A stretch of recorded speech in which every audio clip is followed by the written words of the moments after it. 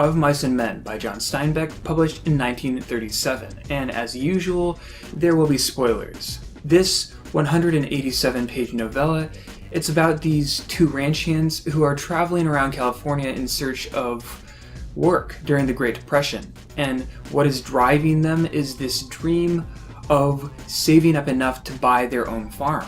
Now, this isn't a story that I read in high school, so my review of this isn't going to have the same depth or detailed analysis that you might find from teachers. I didn't research anything here, it's just my uninformed thoughts. With that disclaimer out of the way, let's dive right into the positives. I liked how focused this story is. It's about two men, George and Lenny, who are trying to make it during one of the toughest times in US history.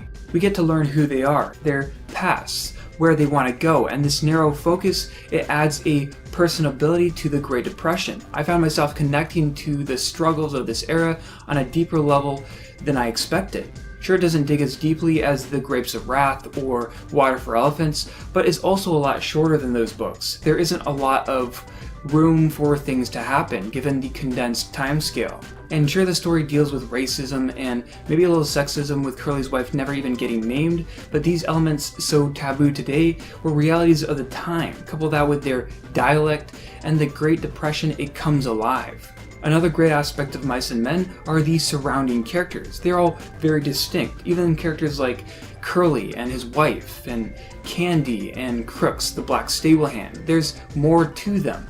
They're not one-dimensional. Then we have the parallels. I've always been a big fan of parallels. They can add foreshadowing, they connect elements within a story and give everything more weight, even a sense of inevitability. In the opening pages, we're introduced to this peaceful river, and eventually our lead characters. It's here that George tells Lenny to hide if he ever gets in trouble, and it's here where the story inevitably ends. Lenny's obsessed with stroking soft things, paired with his habit of accidentally killing or destroying those things, from a woman's dress to a mouse to a dog to Curly's wife's hair and neck. It's a slippery slope that inevitably leads to very bad consequences. Of course, my favorite parallel is the one between Candy and his old sheepdog and George and his mentally impaired friend Lenny. Candy regrets not putting his dog down himself, and he wishes he hadn't let a stranger shoot him. Later, George finds himself in a very similar situation at the end of the novella, where all the farmhands are hunting Lenny down to kill him. George is the first to find Lenny, and as he paints a fanciful version of their future, he shoots him in the back of the head. It's powerful, it's tragic, and just as most of the characters don't understand why Candy is so upset over his barely mobile dog, the other characters, they don't understand why George is so upset over Lenny's death. Somehow the world seems to have forgotten what it means to dream and to connect with one another. They live paycheck to paycheck, unconcerned with the past and the future and anything beyond themselves. Unfortunately, this book, it just isn't my type of story. It's not an era I'm especially interested in visiting in fiction, and I found the dialect distracting and hard to get through.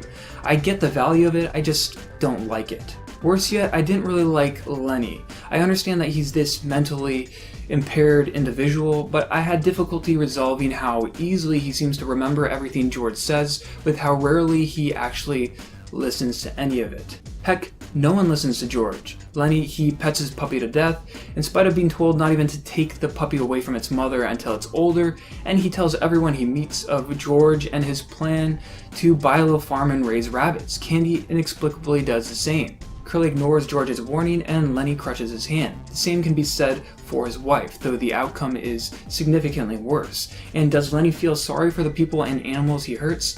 No, he just feels fear that George will abandon him. It's all very annoying.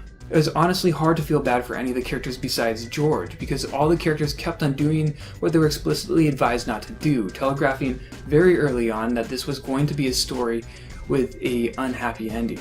Not sure how I feel about the abruptness of the ending either. The story, it just sort of ends. On the one hand, it did make me question the events of the novella more than I might otherwise have done, but on the other, it wasn't very satisfying. I didn't get why George tells Candy that he always knew the farmhouse dream would never come true. They already had most of the money at that point. It might take a little longer without Lenny around, but why not go ahead and buy the farm? And I didn't understand the final paragraph of the story in which Carlson seems confused by George and Sim's dark mood after Lenny's death. Didn't they all know that George and Lenny were friends? I realize that society's crumbled here, but is it that strange for George to be sad? Honestly, it feels like Steinbeck was trying too hard to push these parallels between Candy's dog and Lenny. These scenarios are a little different though.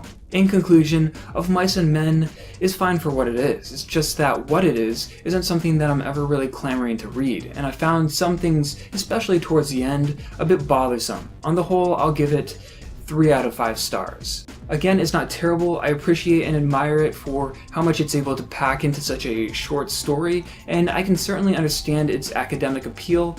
I just didn't enjoy reading it or find its message particularly captivating. Anyway, that's all I've got. If you like this video, please give it a thumbs up and subscribe, and thanks for watching.